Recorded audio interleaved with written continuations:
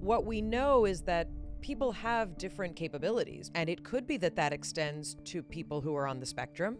It could be that people with trauma, with ADD, with ADHD, have a different ability to sense things. The whole history of religions is filled with special people who perceive reality in a radically different way. The reaction that we've gotten when we've tried to speak to scientists about it is vitriol that they can't be associated with something like this because the data doesn't already exist.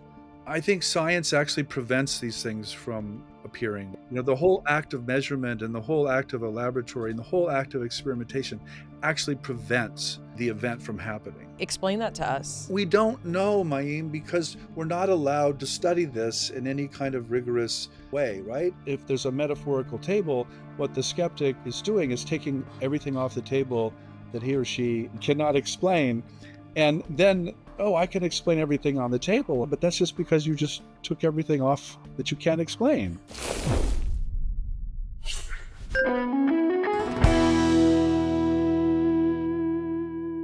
Hi, I'm Mayim Bialik. And I'm Jonathan Cohen. And welcome to a special MBB Reacts.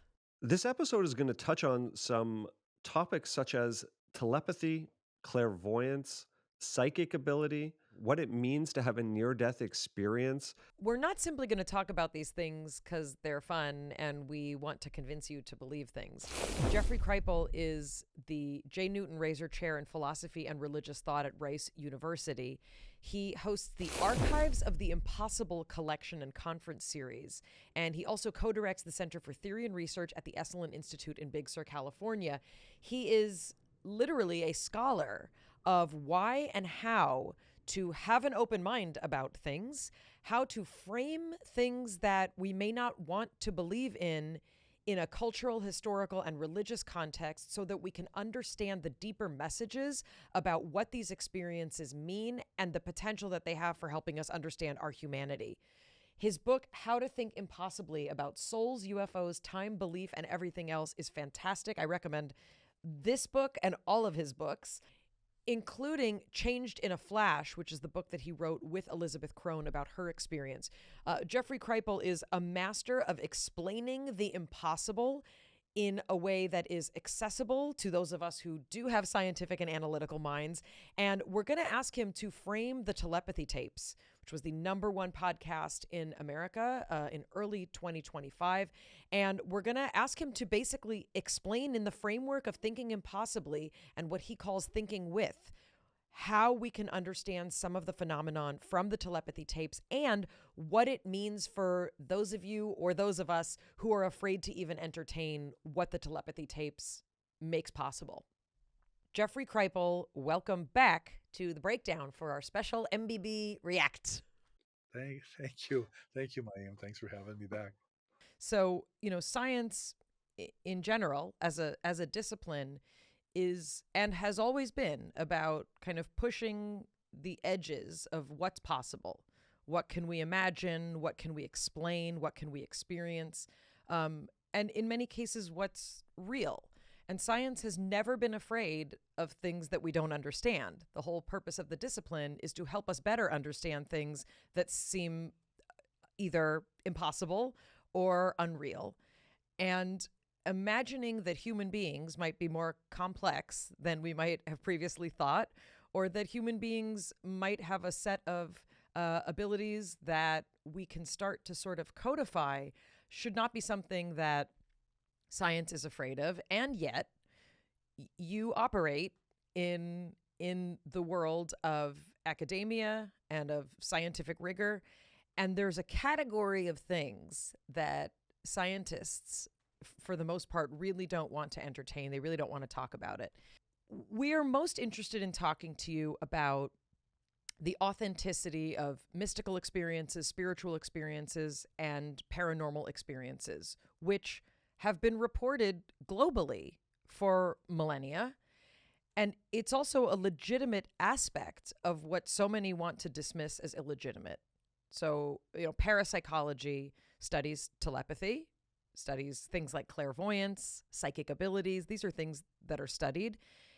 And when I've tried to talk to anyone about the telepathy tapes or any of this stuff, I've been directed to more than one magician because people think if I speak to magicians, I'll understand that it's all a ruse and here's the way that it's been set up and it's about perception and it's about being misled. I would take it one step further and even say that the reaction that we've gotten when we've tried to speak to scientists about it is both disdain and a level of vitriol that they can't be associated with something like this out of almost a fear that they will be discredited for even opening their mind to the possibility because the data doesn't already exist. But that's kind of defeats the point of curiosity and exploration. If the data doesn't exist and we can only consider things that the data does exist for around, how do we then expand the realm of what we understand? Why are we afraid, not just scientists, why are we afraid, many of us, to even go here?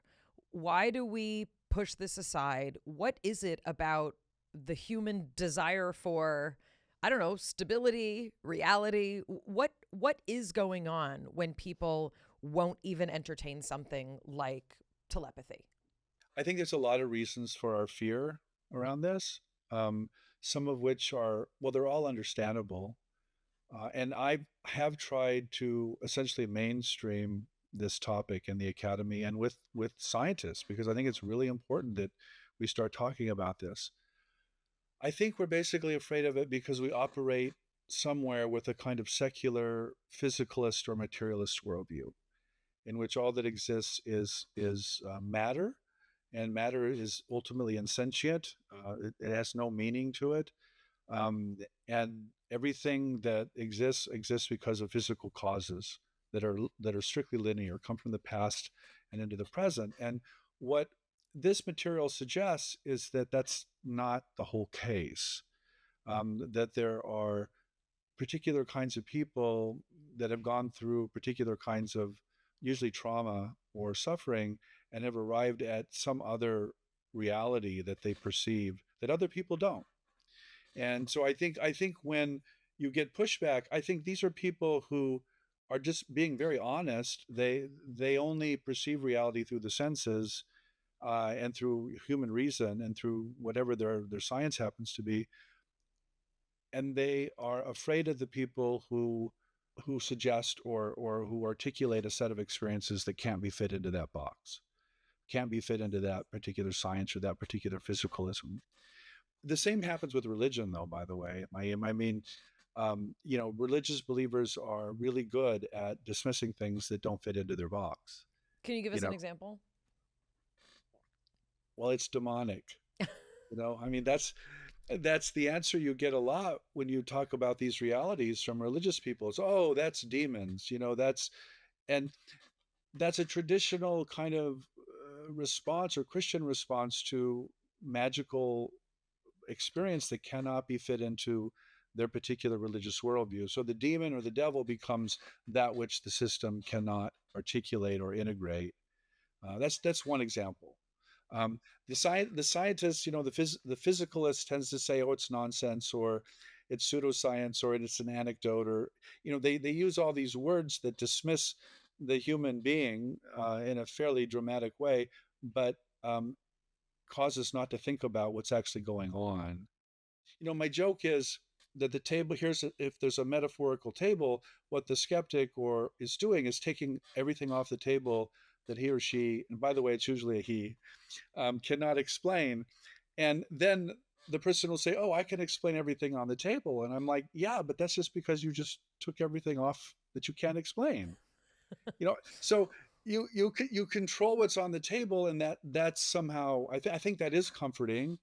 I think you can then explain and reduce everything to what's on the table or your particular system, but it's profoundly discomforting for some people to live in a world that they can't explain or they can't control. It's I find it delicious, frankly. I find it liberating to live in a world that I cannot explain and cannot control. But I think other people find that very troubling. And this fear has become insidious in the academic world where people are at risk of potentially losing their job if they're deemed to think outside of what is accepted And so, can you speak a little bit about that? Because you've worked in the academic institution for a very long time, making a place for yourself, but many other people literally won't even entertain these because they feel like they're going to be discredited. So, Jonathan, I live and work in a department of religion in a school of humanities, and I already don't know anything, you know. So, um, and I say that as a joke, but I do think there's a politics of knowledge, and I think it means something very differently for a physicist or a chemist or a biologist to come out and say telepathy is a real thing and we need to study it, because there are real costs to that coming out, and not necessarily getting fired, but you're probably not going to get the grant, or you're probably going to be looked down upon by your colleagues. And I totally get that. I understand that. I just happen to exist and live in a discipline that's already dismissed, and so it's easier for me to come out and say, hey, what about this, what about that? And what I've found with intellectuals and academics and scientists is that they're actually quite sympathetic to this in private. They're in the closet, as I call it. They don't want to come out and identify with it because they're going to sound like the tabloids, and they don't know how to talk about it, by the way.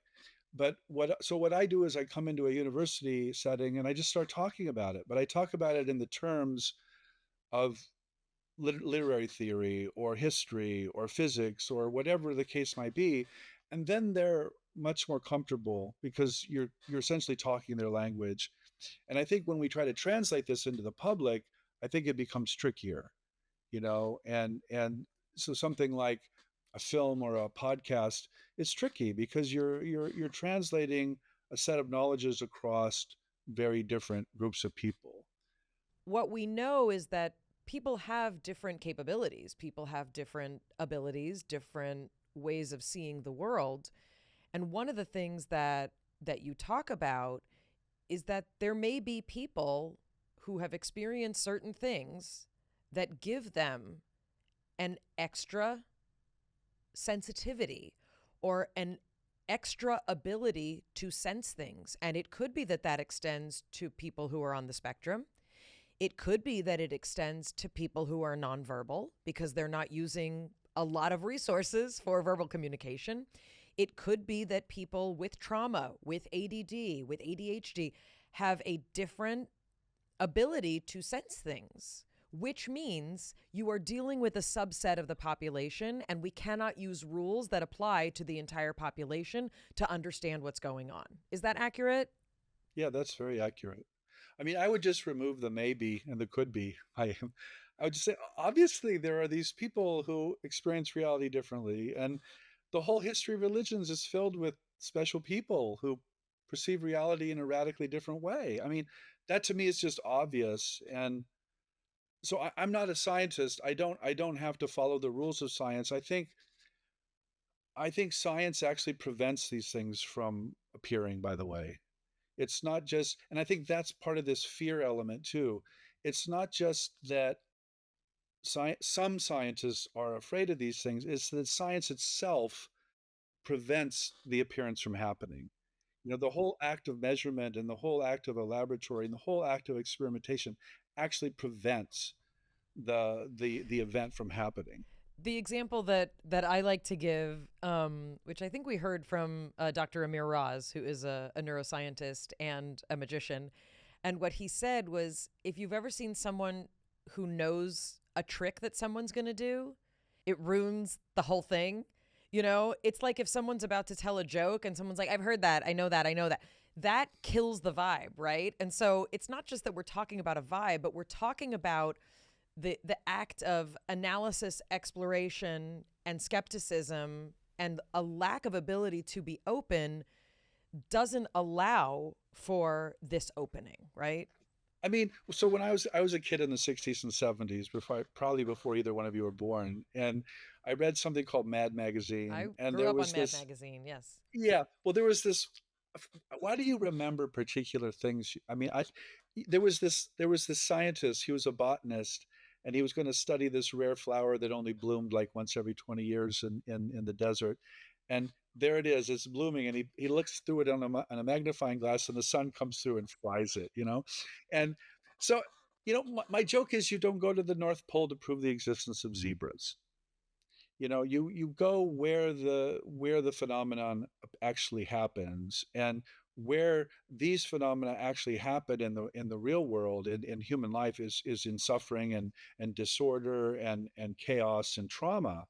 And that's precisely what you can't do. Mime, you said something that I think is actually profound and maybe skipped over in terms of the mechanisms. When you talk about that you can't put it in a microscope and that you can't have skepticism around it, partly what we know about quieting the left brain hemisphere and moving into the right, which has a larger ability to perceive extrasensory information, if there is that skepticism, then you're potentially blocking the mechanism by which this person could access this information that is around us. So, the notion of introducing this concept of information around us probably needs to be unpacked because we haven't talked about it yet in this podcast. But let's throw to Mayim to cover some of the topics that we are discussing here and then move into some of the mechanisms Let, by which we want to explore. let me throw one more thing in the hopper here, and that is agency. We presume that human beings are the only agents here. Well, what if the phenomenon itself has its own agency, its own intention, and its own what if what if it's hiding? What if it's deceiving us? What if it's acting on its own? What if we're not the top predator in the universe or in on the earth? I think that's again part of the fear around this stuff is we're afraid that human beings might not be the ultimate or final agents and things. And I think that's an assumption. That's a belief system we have. It may be true, maybe probably false. But we are now able to talk about these things. And in some cases, Jonathan and I have been inspired by the work you did with Elizabeth Crone. That really kind of opened up a lot for us in being able to talk about these things. But let's talk about some of these categories. So Elizabeth Crone, that's a great place to start. Near-death experiences. Something that, finally science is starting to examine with more specificity, look at some of the brain structures, try and understand some of the chemistry. There's this fascinating overlap between DMT and that sort of release and what happens in near-death experiences. So near-death experiences is the scientific version of what the category would be of life after death, correct? Tell us a little bit about this tidbit. I'm not sure they're really dead though, Mayim. That's why we call it a near-death experience. We don't call it a full death experience. What you see in the near-death experience, though, is you see this whole spectrum of accounts: the separable soul, some kind of afterlife, some kind of other realm or dimension, some kind of past life review, or some kind of quick review, a kind of judgment or self-judgment. You see all these kind of religious motifs that come in, and it's not that the person's making it up. I mean, this is again, we're going back to agency here. The thing about a near-death experience or a vision is that the person's not doing it, Hmm. not at least consciously or in control. This is something that comes up throughout your books and throughout your reports, is that people are experiencing something in the way that something drops in. It is not that they are thinking of something.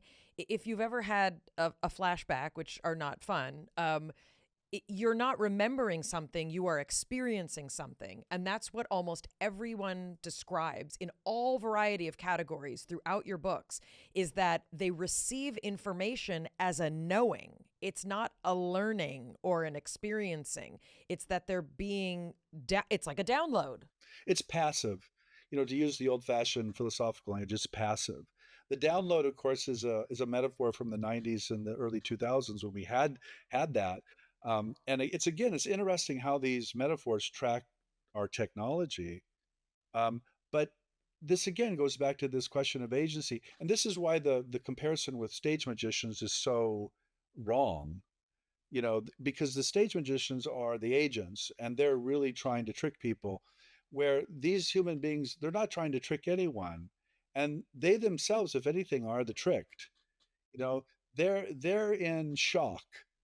They're in some kind of ontological or metaphysical shock, and they're reaching out for help. They're not they're not trying to fool other people or deceive someone or entertain someone. But before we get into, I want to have you speak to and sort of frame a couple of these specific examples that I am unable to, even in my scientific mind, try and frame around, but and want to have a framework for. But I wonder if you can tell us a little bit. I think this is a good time to ask you. I wonder if you can talk a little bit about the chapter in How to Think Impossibly, specifically where you speak to Kevin. He has a very, very interesting story. And the things about Kevin that most struck me is that Kevin has physiological experiences of mystical things that have been described for thousands of years that he should have no reason to understand. The simplest example I'll give is Kevin can explicitly describe what yogis call the Kundalini rising, which is something that if you've sat in a Kundalini class, which I've sat in many, there's a description of how energy is supposed to spiral from your anus through your sex organs, through your solar plexus, through your heart, your throat, into your third eye, which we think of as the pineal gland in scientific terms, and out the top of your head. And whenever I'm asked to do this in yoga, I don't know, I think exactly what I'm trying to about this energy and what does that feel like? And I'll be honest, I don't necessarily feel anything. This individual, this is just one example. He feels it. He feels it in every part of his body, and he describes it physiologically the way, quote, you're supposed to if you've studied thousands, of hours of this. Talk to us a little bit about Kevin and how his experience can sort of help us understand truly special perception.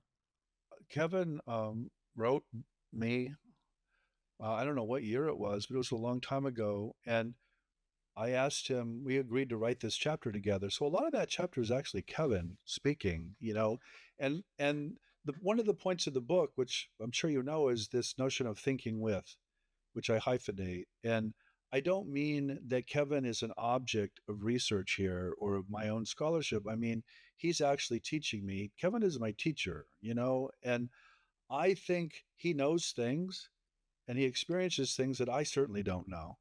But I think the beauty of the human species is that we're not all alike, and that people are gifted in different ways, and also hampered and suffer in different ways. Kevin has suffered a lot, and he when I refer to him as autistic, that's his own self description. And I've sat with Kevin and had Kevin in classes, and he is autistic, but he's also brilliant, and he just knows things and experiences things that I don't know and that I can't experience. But he then relates them to the history of religions, to things like Kundalini, that I find very persuasive. And he'll say things to me like, well, the history of religions is a history of autistic people who are trying to explain their experience and their perceptions of the universe to people who don't see it that way, who can't see it that way. The reigning model for, again, thousands of years, these religions all basically argue that this ain't it. This physical reality that you can perceive with your senses is real, but it's not fully real. It's not the fuller reality. And to get to this fuller reality, you got to do some pretty extreme things, Hmm. unless you know you're autistic, as we say today. You're just set up to perceive these things. And I think Kevin is like that. And the other thing Kevin insists on, and I just think he's right about this, is that paranormal phenomena are very much related to suffering. You don't see a demon or a UFO by being happy and content and drinking a cup of coffee or something early in the morning. It just doesn't happen. You see those things, you encounter those things because you're in a life context that is very traumatic and filled with suffering. And so the impossible phenomena are wrapped up in this notion of what I call the traumatic secret. It doesn't mean they're not real. It just means to get there, you have to do something pretty severe to the person or the physical organism. Because that is the case, the skeptic justifies those experiences as psychological delusion to help that people are making up to cope with their reality. What I want to do a little bit is what is that nature? If this physical reality isn't it, and the religious texts and people's experience who have had other realities or have gleamed into other realities say that there is something beyond what most of us are experiencing, then the question for me is, well, what is that? And if people are experiencing it through trauma, what else is happening? And, what are the people who have gone through this trauma teaching the rest of humanity? The experience of those who used to only have these extrasensory perceptions is now being popularized, and so people who are sitting in suburban world drinking their coffee wondering, is this real or not, can say, well, maybe there's something that I can learn from these people that will make my life even more interesting and connected to something greater. So everybody, I think, has some model of the mind-brain connection. We assume a whole bunch of things, and I think most of the assumptions is that mind equals brain. This is the neuroscientific model that somehow the brain produces mind or consciousness as some kind of epiphenomenon, as some kind of glow, or essentially around this meat muscle inside the skull. But that is not the model of most human cultures, and that's not the model of most traditions. The most common model you see is that the brain and the body translate or mediate consciousness, or what they called soul in an earlier era, but it actually doesn't produce it. And so when the body dies, or when the body, and it will die, actually soul goes on, consciousness goes on. So it really, that's the paradigm shift that I think Kai is in the telepathy tapes. She's moving from a materialist kind of secular viewpoint, for which all of these things can't happen, by the way. You can't get there from here, you just can't, to a much more human-based, experience-based model that the consciousness or soul is actually not in the brain, not in the body. And I think, for Kevin, going back to Kevin here, he operates with what he calls Platonic surrealism, and it's a particular model of reality that is very much like the simulation theory, that physical reality, what we're seeing on the screen, what we're doing here, is certainly real in some sense, but deeper down, reality is actually produced more like a surrealist painting, more by the imagination. And consciousness itself, Kevin hates the word consciousness, because I think he equates it with the personality. And I think deep down, he'll talk about mind or awareness that's much deeper than the social ego, than Jonathan or Mayim or Jeff. And so that's approaching very much a more traditional kind of philosophical or mystical view of things that, again, I find very familiar and very, very, I won't say ordinary, but very, very familiar. Can you just clarify? You said very plainly that when the body dies, the soul lives on. Of course, I don't know that personally. I'm not Elizabeth Crone. I have not had a near-death experience that I remember, but certainly that is the model of most of these religious traditions that I'm aware of. The neuroscientific model that mind equals brain is in fact the anomaly, and it doesn't work actually. It can't explain consciousness. It can't. You can't get from this meat organ to what this 3D world that you and I are in right now. You just can't get there. And so a lot of philosophers of mind have just abandoned materialism or physicalism, and they've moved to something that's much more panpsychic or much more idealist in orientation. In other words, that basically says that mind or consciousness is primary. It cannot be reduced or explained by something else, and it exists everywhere in the universe, in the cosmos. It's not unique to a human body and a human brain. And that, by the way, instantly makes sense of a lot of these phenomena. In that model, we're interpreting. The brain becomes the interpreter of a larger consciousness or reality, and the information exists not in the mind generated from the brain, but out in the ethers, and anyone is able then to connect to that. So, you can think about it like an internet. The internet waves exist all around, and the body or mind is able to tap into that, and I can meet you or Mayim in some other, non-physical space, and we can interact. I mean, the image I use, Jonathan, is the cell phone. I can hold up my cell phone and I can throw it against the wall and destroy it. Well, guess what? That doesn't do anything to the internet. It doesn't affect it at all. Um, and I think where we're at with our science and our neuroscience is we equate the internet with the cell phone.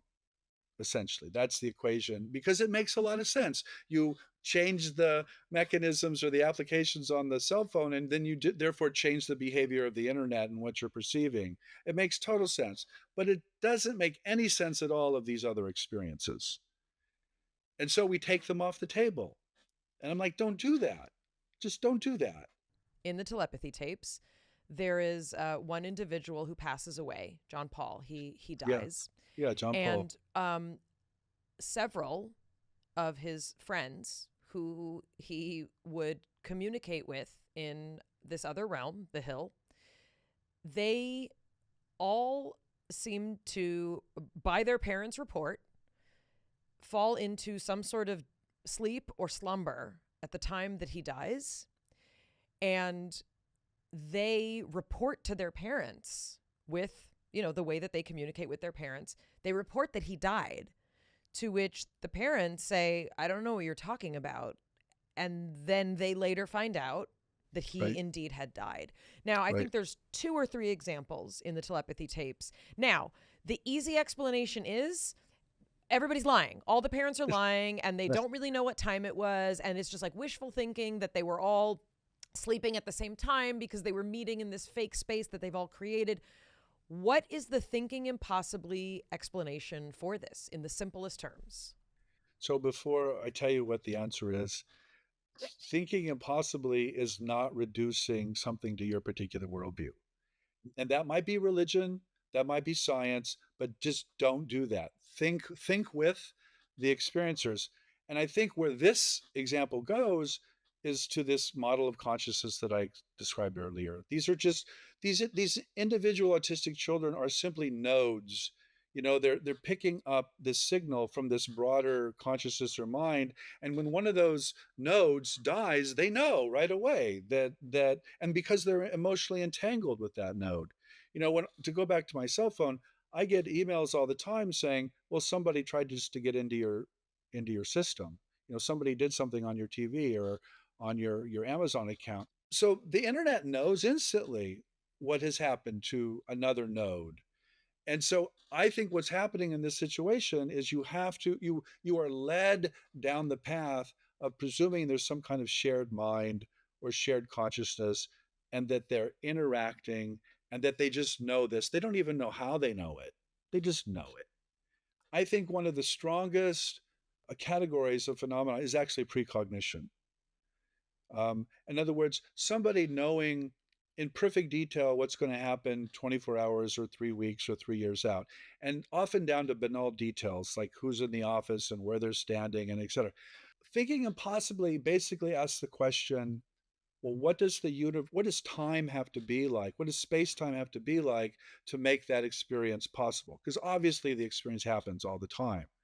So it does not begin with the skeptical answer of people are wishing this or it's coincidence, because that stops the conversation. It stops it right there.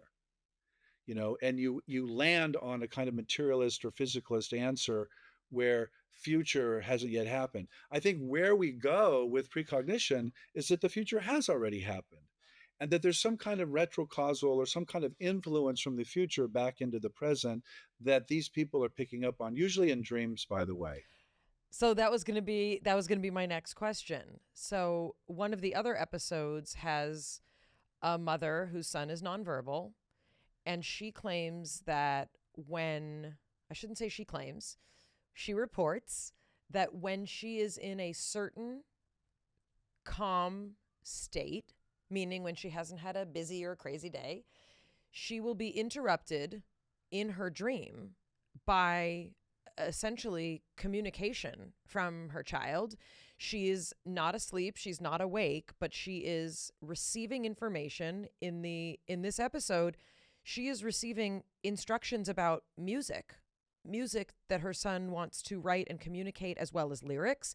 And when I first heard this, I thought, well, maybe that's just like her writing the music and thinking that it's from him. Like, that's sweet. But she then takes this music, writes it, and goes into a music studio with her child. And he doesn't say to her, what the fuck am I doing here? He's like, yeah, these are my lyrics and my music, and I want to tweak this, and I want that.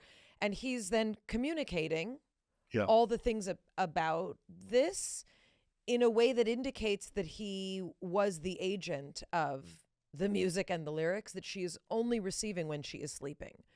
What's going on here? Sleep is an altered state, right? To use Jonathan's language, the left hemisphere is shut down. It's literally asleep, as we say.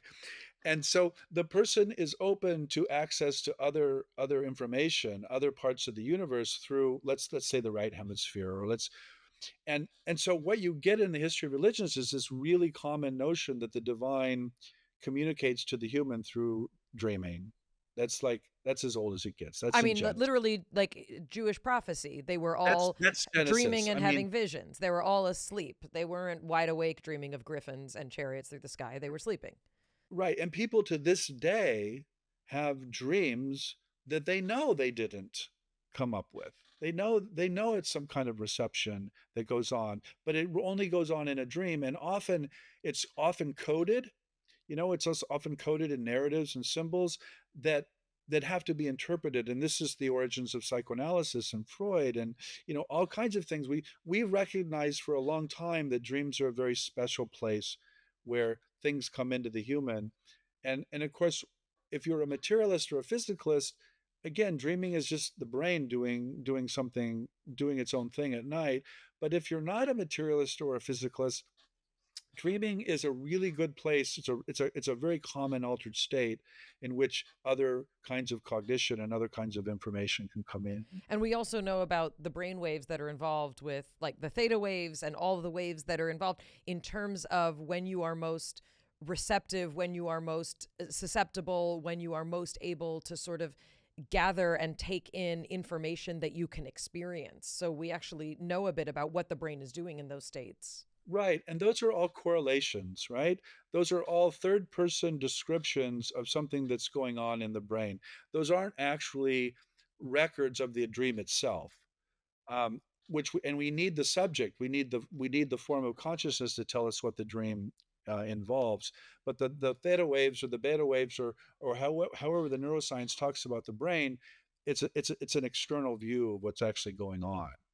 The one other example I want you to sort of help us understand and frame is what was most touching to me about the telepathy tapes is in these later episodes when teachers and individuals who work with these students start talking about what feels like, the phenomenon is often described as feeling like someone's staring at you. And these teachers are reporting that they are receiving communication unwanted, meaning they're not seeking it out. They are feeling almost an intrusive set of communications from their nonverbal students. And what struck me about that was that if you talk to, any teacher at my yoga studio, right, they'll talk about like being able to hear other people's thoughts and like feeling into other people's experience. And what was interesting about these teachers is these individuals they're not coming from a framework of a Los Angeles yoga studio. These are not people who have trained in energy. They don't know about EMF frequencies as being sensitivity. These are people who literally have noticed that when they are in a relaxed state, information seems to be coming in from these individuals. What's happening here? Well, they're good teachers, right? They've connected with these people on some other level. I hear the same thing from therapists, by the way. The hour of therapy is a place of privacy and secrecy where anything can be said. And often the person who's being psychoanalyzed or is in the therapy is talking about dreams again.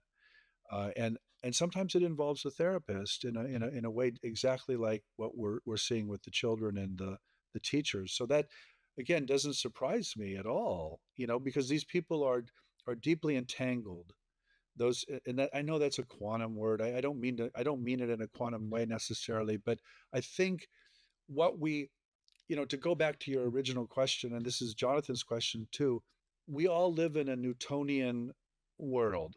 In other words, we think that we're material objects in some kind of neutral space, but actually our bodies are also quantum. We know that. That's a fact. We know that matter is quantum deep down, and it's all connected and it's all one, and it does things that make absolutely no sense to this Newtonian up here frame of reference. And so we have science, we have physics to tell us that there are these two levels of reality, but we haven't integrated that into our worldview. I mean, my God, we still talk about the sunset and the sunrise. The sun doesn't set, it doesn't rise. That's stupid.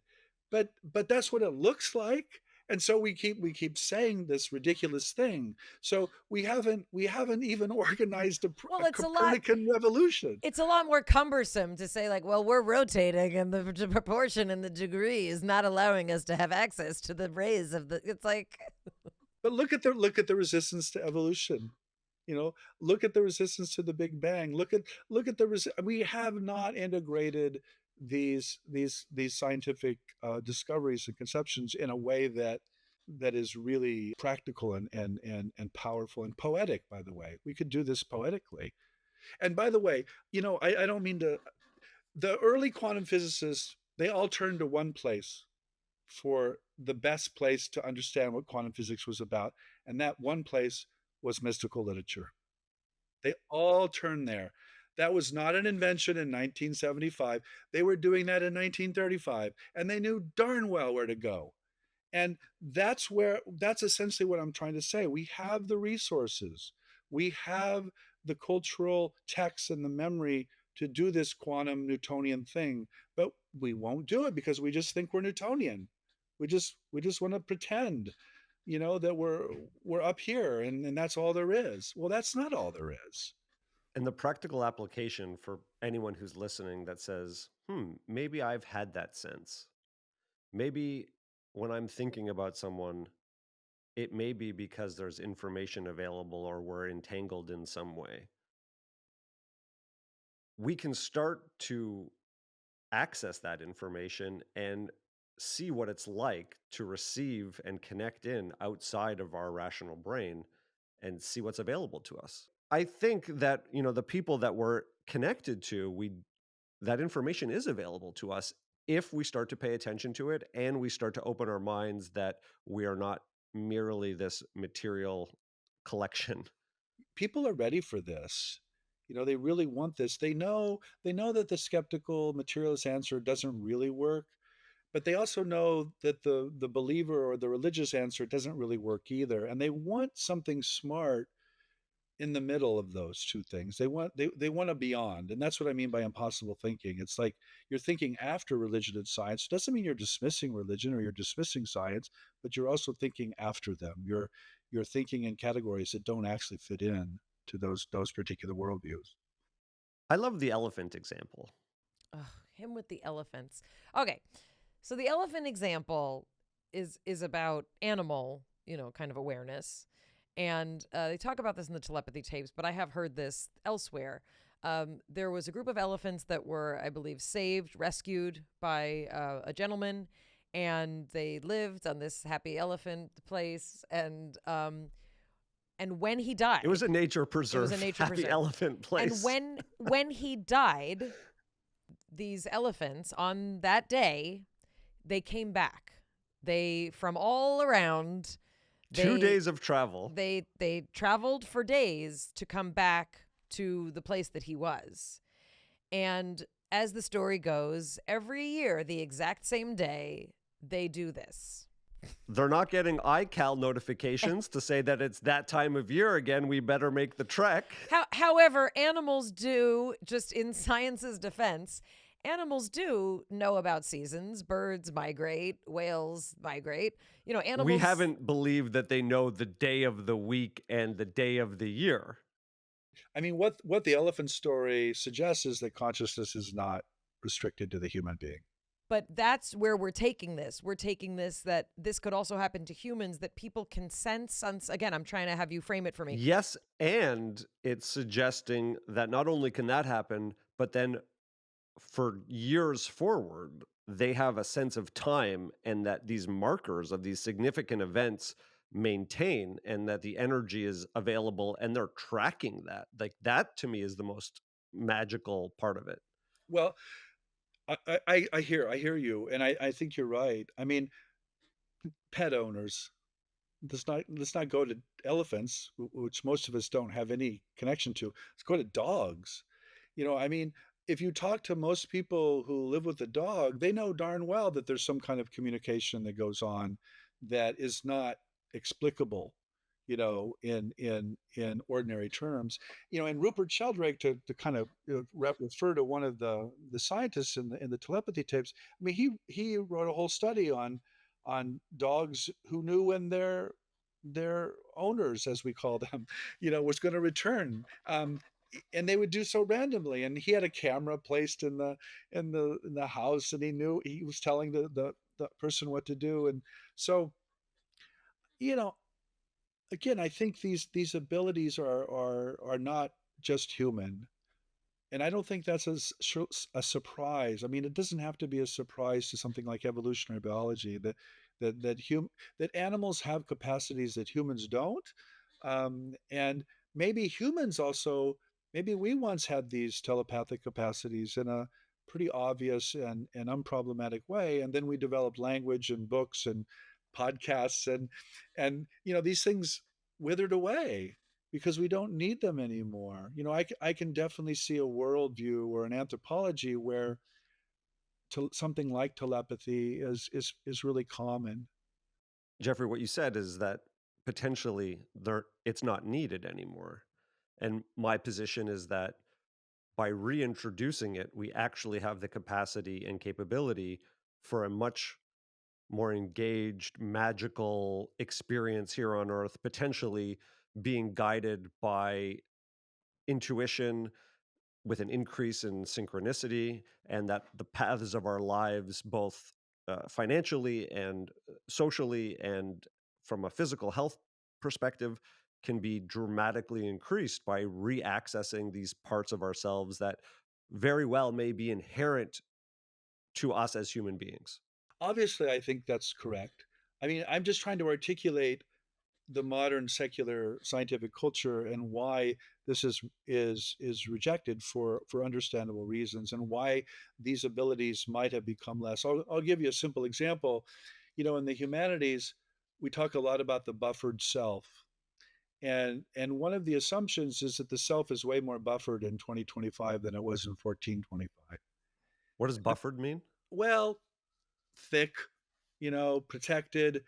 We're more shut off from the environment today than we were 600 years ago. And so our ancestors might very well have been much more porous and much more capable of these kind of communications, but also more haunted and a lot more entities, a lot more deities, a lot more demons in the environment. I mean, we might have shut those off for for good reason, is what I'm trying to say. It's not that I'm suggesting we go back to 1425. I don't want to go back to 1425, but I think we did And lose. you're a white male. But I still don't want to go back. I mean, it's not pretty. Maybe we have lost something and gained something at the same time, is what I'm trying to say. I like this idea, though, that you bring up, because for me, it speaks to that there's a skill set that we don't have. Meaning, if you go back into these realms and you say, I want more intuitive capability, that it can come with being pulled in certain ways or not knowing how to manage that information, and that we haven't been taught as we've become buffered from these senses. We haven't really been taught how to manage them. There's a moral impulse here as well. And that is when people experience these realms or these dimensions, they feel shut down. They feel silenced, they feel shamed. And so someone um, someone in my position is simply authorizing people to speak what actually happened to them. And there's a kind of healing component to this that I really want to emphasize. I think people have these experiences and they want to talk about them, as you keep saying. That's about healing. And if these experiences are largely because of trauma and suffering, there's a healing component built into them. They want they want to be healthier. They want to be better, as it were. I was going to ask, just as we come to the end of our time with you, you talk about trauma as a potential opening place, and you talk about even those on the spectrum, having access to other things. Is there a component of these kinds of challenges that we can see as a sort of superpower and an opening into not just thinking impossibly, but to experiencing things impossibly? I mean, obviously, I think that. Obviously, I mean, look, there's a superhero right there. Um, I I love the superheroes because they're one of the few models we have in this culture in which the human is something more than human. And I'm like, finally, you know? And I know that's fiction and fantasy, but it's actually not fiction or fantasy. Like, I guess that's the message. The superpowers are real. Well, and the superheroes that we think of is it's the Ubermensch. It's the, much of this came out of post-Holocaust, it's the liturgy of a world turned upside down when people were powerless, right? Like, how do we surpass that? So how do we push out of that, and how do we tell a different story in which these abilities and these powers are actually really central? Because they are. We're so appreciative for your writing and your scholarship and for helping us, learn a new way to think. It's very helpful because when I say to people like, but people are reporting it, that means it's true and it exists. I don't really know how to respond. And I feel Well, like you've given us a really yeah, good way to sort of frame it and to continue to be curious and to continue to give value to people's experience so that we can learn more about it and not less. yeah, that's the keep it on the table. That's the goal, in a single phrase. Keep it on the table. Don't shove it off. Mhm. Thank you so much for being here. We really appreciate it. Thank you. Thanks for having me. I really appreciate it too. I mean, we didn't get to ask him about the parrot. We didn't get to ask him about the parrot. We didn't get to ask him about a lot of things. We didn't get to ask him about how we only die into our imagination, which is, something that he talks about. Um, his books are phenomenal. They're very, very dense reads, but I recommend them highly. And, what I think is most compelling is how he really wasn't deeply affected, blown away, or terrified by anything in the telepathy tapes. I was kind of like goosebumps the whole time and what's happening and what's going on. And this is literally just like a day at the office. And the stories that he tells in his books are absolutely unbelievable. The detail, the authenticity, especially of the precognitive experiences that people describe to him, they're phenomenal. And just so grateful that he came to talk to us today. I like one point that you made, which was, could all these people just be making it up? And what I appreciate about Jeffrey's perspective is he's looking back at history for thousands of years and saying, what has the human narrative been? Is it really possible that all of these are outliers, or is there some pattern here that we really need to take account of and help integrate into our modern view of reality? Account of and help integrate into our modern view of reality and the human experience. And what Jeffrey also talks about is that once you're questioning sort of the nature of reality itself, you are able then to open up a lot more understanding into experiences that we cannot measure. And it is that ability to think impossibly that allows us to learn a lot more rather than to be able to say, I'm not going to entertain this, I'm not going to go there, it's fake, which, as he said, it's a distancing from what a lot of us are afraid of. So It couldn't be said better. If people like this episode and they like the topic that we're covering, check out our episode with Lou Elizondo. Check out the first episode with Jeffrey Kripal and Elizabeth Crone.